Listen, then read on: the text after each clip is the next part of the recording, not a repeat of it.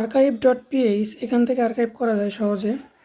তো আমরা যে লিঙ্কটা আর্কাইভ করব, ধরলাম এই নিউজের লিঙ্কটা আমরা আর্কাইভ করব, এখানে এসে লিঙ্কটা আমাদের কপি করে নিতে হবে।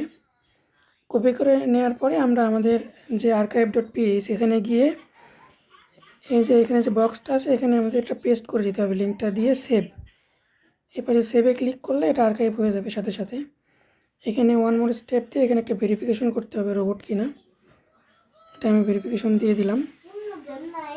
ভেরিফিকেশন শেষ হওয়ার পর সাথে সাথে এটা আর্কাইভ করার কাজ শুরু হয়ে যাবে। লোডিং দেখাবে কিছুক্ষণের মধ্যেই লোডিংটা শেষ হলে আমাদের আর্কাইভের নতুন একটা লিঙ্ক আমরা পেয়ে যাব। তো এখানে কিছুক্ষণ অপেক্ষা করতে হবে আমাদের। সবগুলো অটোমেটিক শেষ হইলে আমাদের যে মূল পেজ ওখানে নিয়ে যাবে আর্কাইভ করা শেষ হইলে।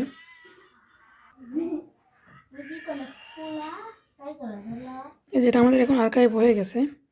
এখন আমরা এখান থেকে যে লিঙ্কটা আছে লিঙ্কটা এখান থেকে নিয়ে নিব। কপি করে আমাদের নোটপ্যাড বা যে কোনো জায়গায় আমরা লিঙ্কটা রেখে দিব, আমরা যেন প্রয়োজনের সময় লিঙ্কটা ইউজ করতে পারি। এভাবে আমরা একটা আর্কাইভ করে ফেলতে পারি যে কোনো সাইটে।